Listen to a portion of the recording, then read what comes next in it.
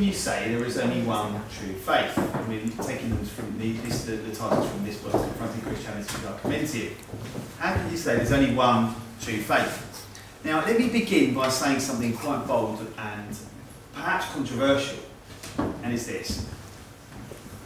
And we'll get there in a second, particularly on all the tension. Christianity is self-consciously the one true faith. Here's what Jesus says: I am the way, I am the truth, and I am the life. No one comes to the Father, that's God, except through me. Both the positive and the negative. The positive is I'm the way, and the negative, there's no other way. So Jesus clearly understood himself to be the one true faith, and the others weren't right. That's what he says. And the apostles, after he died, taught the same thing. I'll show you that a verse that shows that later. Now that's the strong implications to that, aren't there? That means that Christianity purports to be true. Jesus says, I'm the way, and it means he says other religions aren't the right way. So he's quite clearly saying Islam, Hinduism, Buddhism, ancestor worship, whatever it is, animism, secularism, those aren't right, and this is the only way if you want to get to the Father. I mean, he's quite clear on that. There's no fudge in it. And it means, therefore, you can't be saved. Well, if you can only be saved through Jesus, it means you can't be saved by yourself as well. It means you can't be saved by your talents, or your good works, or your skills, or by your background, or by your wealth, or by your fashion sense, or by, I don't know, whatever people look for to think that make them good. None of that works. Jesus says it only works through me. Now, I think that makes people in our culture feel really uncomfortable. The weird thing is, actually, that doesn't make people in most of the world feel uncomfortable. Okay? Most of the world's quite comfortable with the idea that one group thinks they're right and the other group thinks they're wrong. In our culture, we get really uncomfortable with that because it sounds arrogant. I know and you're wrong. And that's why there's, you know, the old saying, never talk about politics or religion because there's an argument, because lots of other cultures love that kind of argument. That's what they want to do at dinner time, right? But in our culture, we're really, really nervous of that. Doesn't that make Christianity arrogant? Doesn't it make that Christians arrogant? Isn't that the sort of attitude that causes wars? Isn't that the thin end of the wedge of suicide bombers and religious genocide? That's the way I think most people think. Well, let me try and show you why I think, first of all, that way of thinking is wrong before I show you why I think Jesus is the way and the truth and life. This isn't working, mate, so if you click me off, there you go. Let me tell you about pluralism. Pluralism is this view that all religions are essentially the same thing. I don't know if you've seen or heard of the famous blind men touching the elephant illustration. I don't know where it comes from, it's an apocryphal illustration. But you've got all these blind guys, or blindfolded guys, and they're all touching an elephant. And you've got one over here who's touching the tusks, and he says, look, it's a spear. That's what he can feel, right? And there's a guy on the top with his ears, he says, oh, it's a fan. And there's a guy down here with the trunk, he says, oh, it's a snake is what we're holding here. And another guy is a tree, because he's got the leg, and another guy is a rope, because he's got the tail, another guy is a wall, because he's touching the side. Do you see the point? The point is this.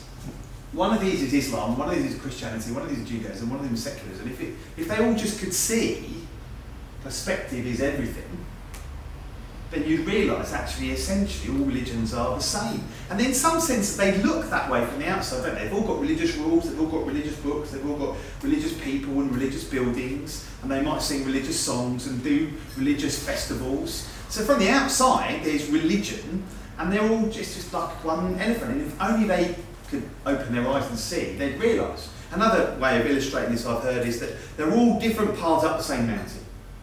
And if you could just see, you'd realise you're all going the same way. So why do all these religions fight, and why do they say I'm right and wrong? But actually none of them are quite right, and they're all kind of right, and they all get to the same point at the end. Okay, so that's the view of pluralism. Let me show you why I think pluralism is wrong. Tip me on the stand. Two problems with pluralism, which is the normal way of thinking in our country, I think. Number one, it's exclusive. Number two, it's wrong. This is boldly.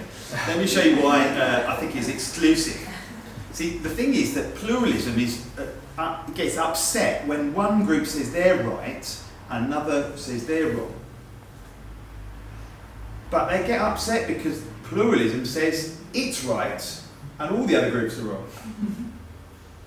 See, pluralism says no one group are allowed to say they're right and another group say they're wrong. And if you're a group that says you're right, then you're wrong. So actually, ironically, pluralism, while it takes the position as if it's neutral, no one's allowed to disagree. Actually, it's just another one of the positions. It's a view that says you're all wrong. Or you can't say you're right. Or if only you could see, if only you could unblind yourself, you'd realise you're all. So actually, pluralism doesn't stand back for the others. It's just another position that's either right or wrong. And you'll see that because if you try to say, I think I'm right, and others are wrong, people will go, you can't say that, that's wrong. Well, do you see the irony in that? Pluralism itself is an exclusive, and if you're told you must be quiet and let's say you're right, then that's because you think you're right, and I think you think I'm wrong. So in other words, it's no different, actually. It's actually self-defeating. At least the religions do think they're right and others are wrong. Pluralism just thinks it's not, and so it's exclusive, ironically. So in other words, the assumption that the pluralist makes with the blindfolded people touching the elephant is simply this. The pluralist says, I'm the one that can see, and all the religions, they're the ones that are blindfolded. Because if only you could see, you're all touching an elephant. See, in other words, I'm the one that can see and you can't. Or if I can see that you're all up paths going up a different mountain and you can't see it, it's like I'm the one in the helicopter, whereas you're the ones that are trekking up the sides. Now actually, that is a horrendously arrogant position. Because the pluralist stands over all the religions and says, guys, you're wrong, you can't see, I can, let me tell you the answer. Pluralism is upset about arrogance, but ironically it's the most arrogant position because it tells all the religions they're wrong and we're right. It's no different, it's the same. So it's exclusive. Secondly, pluralism is wrong. See, I genuinely do have some sympathy with what pluralists are wanting to do. From the outside, like I say, all religions do look similar-ish. That's what my friends would see, like I say, religious books and religious people and religious festivals and those kinds of things. But actually, as soon as you actually start genuinely digging into what the different religions actually believe, you'll realise they're totally contradictory with each other. So the basic fundamental core of every religion is God. Hinduism says God, or Brahman, has thousands of different forms. And that's why there's loads of different types of idols. Buddhism essentially is atheist. It says there isn't a God, really. We all become one with the cosmos. There's no real deity. And the only Buddhists that have deities are where they mix Buddhism with other religions. Christianity, Judaism, Islam says there's one God. So here's the problem, you see. Either there's one God in lots of forms, or many gods, or there's no God, or there's one God. There can't be different paths up the same mountain because they're going up totally different mountains. They all say the peak is totally different. They do massively contradict each other. Or if you take the three monotheistic religions, Islam, Christianity, and Judaism, how do they say you can be saved, which is the fundamental thing of each religion? So Islam would say you're saved if you keep the 5 pillars of the Islamic faith. Judaism would say you need to keep the Jewish law, the Torah. Christianity would say you need to believe in Jesus to be saved. Now, they can't all be true. Only one of them, they're different laws or different means. They cannot be the same. They can't be the same paths up the same mountain because they fundamentally say different things. Now the truth is, I've done this before, if you have a debate with a Muslim, Muslims get that. They like the debate. They understand that they think this and we think this and we think differently and they can't be both be right and we try to convince each other. It's when you get your pluralist mates that are sitting there that get really awkward about it. But the actual, they don't have a problem. When you heard Carolina earlier, Carolina comes from a background, it's an animist background, and she became a Christian because she understood that this and this are different things. And she thought about it and she thought, that makes sense. I will change from this to this. Because they're not different paths up the same mountain, they are totally different mountains. So that's why I think pluralism, although instinctively and from a background I get it, it actually ends up being exclusive itself, just like all the other religions it's accusing of being exclusive, and actually doesn't really work when you really think about different religions. So that's why I don't think it works as a position. So we've got a problem now. Okay, so if we can't just say, well, all religions are essentially the same, which actually means that I don't have to worry about any of the religions because whatever I do, we're all going up the same mountain. I've now actually got to do some work and thinking about what do they all believe. And I think it's great what you said, actually. You do some research, you do some thinking, you do some reading, you do some courses. That is a great idea. You seek, you think, you ask. And what Carolina did when she was reading that Gospel of Luke or Mark, she couldn't remember what it was, but when she was reading it, she said, I prayed, I said, God, if you're real, then show yourself to me. That is absolutely the right way to do it. That's how you seek. Just on the next slide then. The only way to know God is if God gives us away. The only way to know God is if God gives us away. Apologies if you've heard this illustration before. Someone told me this once, and it was the best illustration I've ever heard. It's simply this. Imagine we were born in this room, and we've only ever lived in this room. And there are no windows, there's one door, it hasn't got a window in it. There's plenty of cake and coffee, so we can survive and grow and be nice and strong and happy. And we'll be a real community then, wouldn't we, if we lived here the whole time, right? Probably not a very nice one, but there you are. So, now imagine, therefore, at some stage, someone bright over here goes, I wonder what's behind that door. And someone over here goes, oh, well, it's obvious. It's a land of purple pygmies. Can't you hear them? And someone over here says, purple pygmies? Are you mad? Clearly, it's got to be green goblins. Someone over here says, are you both mad? If you open that door, it's just a brick wall. There's nothing behind there. And the point of the illustration is, essentially, that is religions and atheism.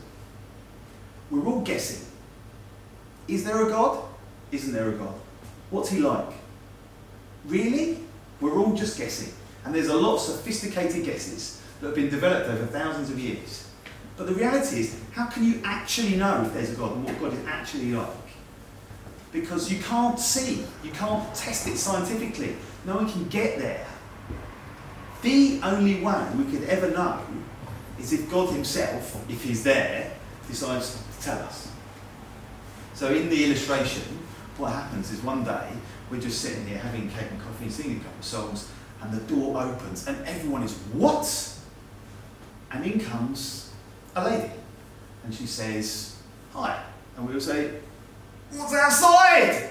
And she says, oh, it's a street and there's some fireworks and there's a kebab shop and a supermarket and a gym across the road. Very disappointing, I imagine, if that's what she said. But the point is, she wouldn't be being arrogant if she told us what's outside. We would be being foolish and arrogant by saying we know what's outside because we have no idea. But she's not, because she's just come from there. Jesus says, I've come from heaven. Now look, other people have said I've come from heaven, and they're screwballs, they're nutcases. Okay? Jesus said the same thing. And so there's only one question that really matters if we want to understand whether there's one true faith. And it's the next question. Is Jesus from God?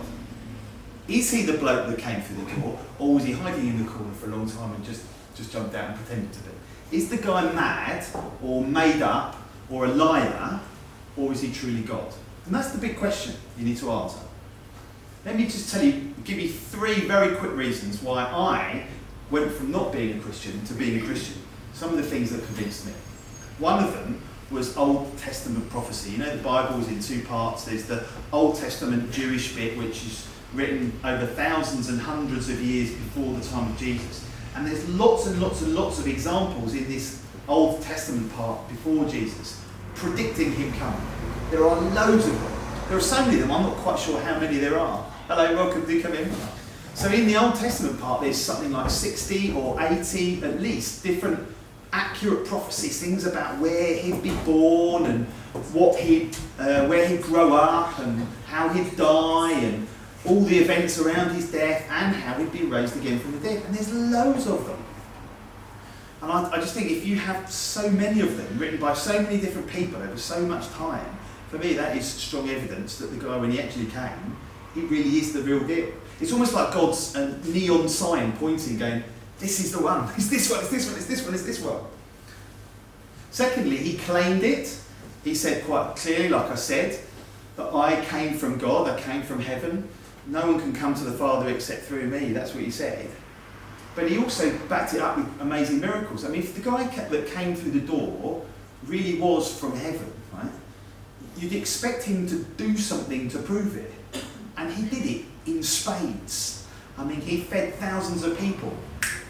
He was able to raise the dead. He could heal any disease and sickness. He was able to make the most mentally insane people instantly well. I mean, he would have been an NHS dream. And he did it again and again. He did it spontaneously. He did it on tap. And he did it nonchalantly. There were times where he were able to heal people who weren't even in the room. They were in other places. Oh, they're healed right now. And they were, right then. People got healed touching him and he didn't even know they were touching him. That's what you'd expect from someone who came from heaven. So there's not only all these predictions, there's actually his life. And ultimately his resurrection. I mean, I've used this illustration before, but get this. A man says, when I die, I'm going to bring myself back from the dead. Now, you can get Dynamo or the greatest magicians, they cannot do that. And yet that's exactly what he did. This proved that Jesus really is the guy that came through the door. Tell me. Some people go out the door as well, they are. So let me just finish with one little verse and then we'll stop. This is a verse that comes from Acts, so it's on the next slide. This is what the apostles said. Again, this is another really clear verse on this topic. Salvation is found in no one else, for there is no other name under heaven given to humankind by which we must be saved. Do you see the clarity of that? There is nowhere else you can be saved. There is no other way of knowing God. Generally speaking, all the religions of the world teach the same thing. This is such a generalisation, it's ridiculous. But if I could bring it down to one simple thing, it's this. That if you want to be saved, then you need to do what we say, our method. I mean, the secularists do this as well. Self-help, or dieting, or exercise, that's the way to salvation. Or the religious types who are spiritual and who believe in afterlives might say, if you keep our law, or the Buddhists would say, if you practice our methods for enlightenment, that's what you're seeking, if you do our thing, our way, then you'll get what you're achieving. You'll get that salvation that you're looking for. But Christianity is the opposite. The corny way I've heard it said is this. Religion is not do but done. It's not do but done. Christianity isn't a religion of what I do. Although we do stuff. We do stuff because it's already been done. See, salvation is found in no one else because it's found in Jesus. That's the name he's talking about. I'm saved not by what I do or what I think or what I practice, but simply by trusting in Jesus. Jesus died on the cross for us. When he died, he took away our sin, our wrongdoing, the things that we've done. He did that long before I was even born. I didn't even know about it at the time. I was alive. And I'm believing in something that someone else has done for me. It's a free gift. I couldn't earn it. I couldn't achieve it. I couldn't do it. It's done. And I think when I meet people of all different religions, they're all seeking to do. They're all trying to achieve. And they're never sure if they've made it. They're never sure if they've done enough. And the great thing about being a Christian is I don't worry about have I done enough. Because Jesus has already done it. I trust and believe in him. And therefore I am 100% confident of going to heaven. Not because I deserve it. I don't. That's the point. Because he's done it. And that for me, I think, is the big difference between Jesus and the other religions. Now lots of people find this hard to understand. How can God just give you this free gift of Jesus and then that's it, and that's what you have to do by believing? A few years ago now, the Evening Standard did this a little test. Right? You can imagine this in London, if you're particularly a commuter. Well, they had someone standing outside Oxford Circus tube station with a sign that said, if you come back here at, I don't know what the time was, 4 o'clock or 4:30, then you'll get a free £5. And they were giving out flyers saying, let's come back here at this time. And they gave out thousands and thousands of flyers, and only a handful of people came back, and they got a free £5. And I thought it was a really instructive little illustration. The point they were making is, you give, and those of you who are flying today, maybe you felt this, you give out flyers to people, maybe you take a flyer, and you just go, oh right. And you think, oh, something for free, what's the con? What's the trick? What's the small print? And I think people think that about Jesus. They think that was a con. But it really, really isn't. Jesus says, anyone who believes in me, the salvation is found in no one else. There is no other name under heaven given to humankind by which we may be saved. But you really can be saved in Jesus. And that's the big difference between him and the others. Now listen, you might be now thinking, arrogant man! Brilliant. Why don't we discuss that in your tables? And feel free to say that. That's all right. I'm not an arrogant. I'm not humble. What am I saying? I'm not offended. I'm not offended. Maybe I'm not humble as well.